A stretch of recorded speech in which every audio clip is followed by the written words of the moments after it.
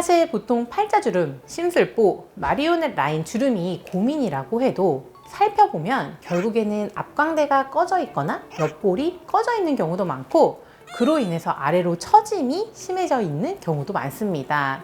팔자주름과 심술보, 나이 들어 보이는 원인과 그에 따른 개선 방법 비교 분석. 안녕하세요. 피부를 위한 건강한 수다 지톡스 피부과 전문의 손지희입니다.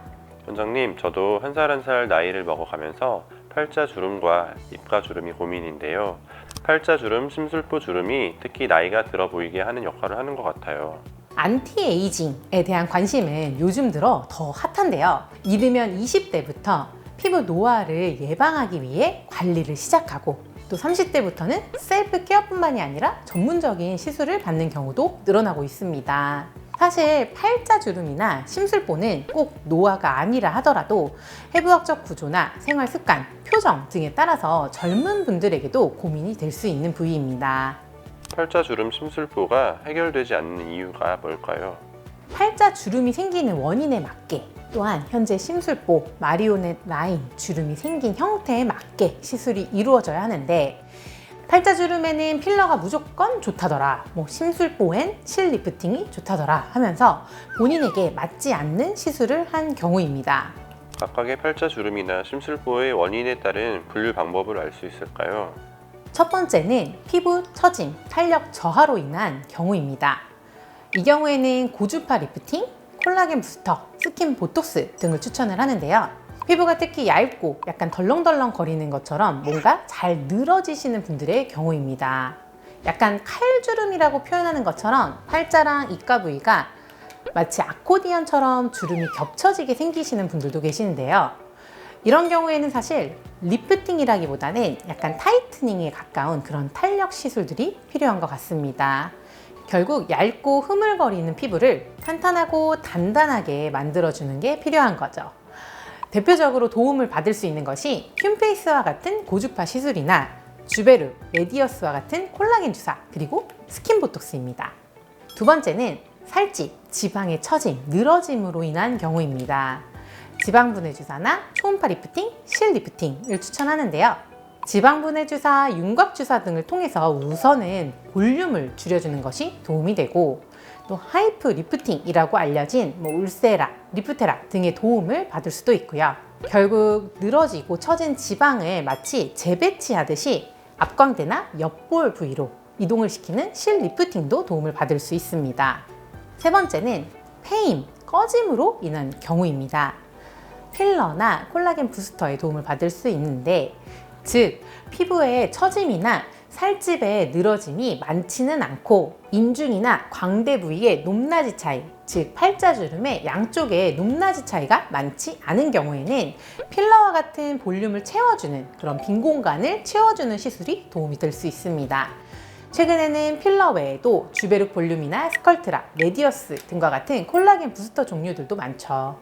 심술보 부위도 이제 마리오넷 라인을 중심으로 양쪽에 단차가 많지 않은 경우에는 필러로 채워주기만 해도 좋은 효과를 볼 수가 있습니다. 네 번째는 근육의 힘, 반복적인 표정과 움직임의 방향 등 근육 움직임에 의한 경우입니다. 광대 부위의 근육이 비대하고 또 근육이 발달한 경우, 거미 스마일로 알려진 것처럼 약간 잇몸이 드러나게 웃는 경우나 콧볼에 힘이 많이 들어가는 경우, 특히 하관 쪽에는 입꼬리 아래로 이렇게 처지는 그런 입꼬리 근육의 힘이 강한 경우나 호두턱, 즉 턱끝이 말리는 힘이 있는 경우, 이런 경우엔 보톡스의 도움을 통해서 이제 불필요하게 많이 발달된 근육들을 좀 줄여주어서 팔자 위에 광대가 부각되는 것을 좀 줄여주기도 하고, 또 입 주위 하관 부위의 힘을 풀어주어서 약간 환한 인상이나 기분 나쁜 인상이 되는 것을 막아주기도 합니다. 다섯 번째는 피부층에 약간 실금이나 함몰처럼 평소에도 이제 움직임이 없어도 잔주름이 있는 경우입니다. 이런 경우에는 깊은 부위에 볼륨을 채워주는 것이 아닌 얕은 피부 표면 위주로 필러나 리쥬란과 같은 스킨 부스터 시술의 반복을 통해서 도움을 받을 수 있습니다.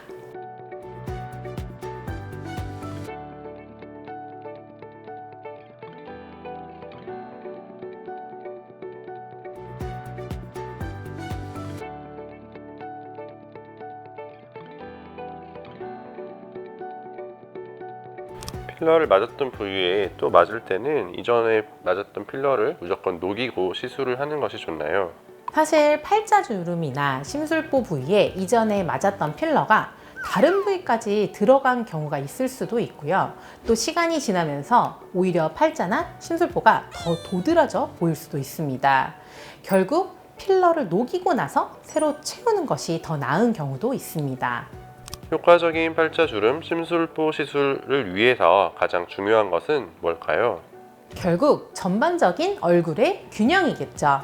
사실 보통 팔자주름, 심술보, 마리오넷 라인 주름이 고민이라고 해도 살펴보면 결국에는 앞광대가 꺼져 있거나 옆볼이 꺼져 있는 경우도 많고, 그로 인해서 아래로 처짐이 심해져 있는 경우도 많습니다. 오히려 부분적인 시술만 하는 경우는 그 부위는 좋아졌는데 뭔가 전체적으로 보면 어색하거나 약간 원숭이처럼 보이거나 오랑우탄처럼 보이는 경우도 발생하고, 오히려 중안면부가 좀 길어 보인다든지 더 우울해 보이거나 좀 오히려 더 처져 보인다고 하든지 그런 상황이 생길 수도 있습니다. 이런 경우에는 오히려 앞볼, 앞광대를 채워주고 또 리프팅을 해주고 올려주게 되면 팔자 부위와 심술보 부위 모두 함께 전반적으로 개선이 되면서 얼굴이 전체적으로 리프팅이 되게 되는데요. 하트 쉐입으로 예쁘게 동안 얼굴 윤곽을 가질 수 있게 도움을 줍니다. 옆볼도 잘 채워주게 되면 팔자주름을 가로로 당겨주는 역할을 해주면서 해골형이나 땅콩형 얼굴의 옆볼 꺼짐도 함께 해결해 줄 수 있어서 결국 전체적인 밸런스가 가장 중요한 것 같습니다.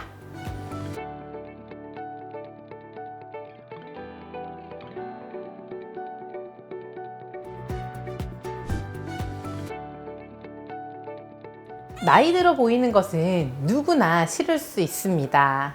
그렇지만 보다 더 젊어 보이면서도 자연스러운 곡선을 위해서 본인에게 올바른 시술 방향에 대해 고민을 해보시고 또 진료와 상담을 받아보셨으면 좋겠습니다. 지금까지 피부를 위한 건강한 수다 지톡스 피부과 전문의 손지였습니다. 나중에 또 알찬 내용으로 다시 찾아오도록 하겠습니다. 안녕.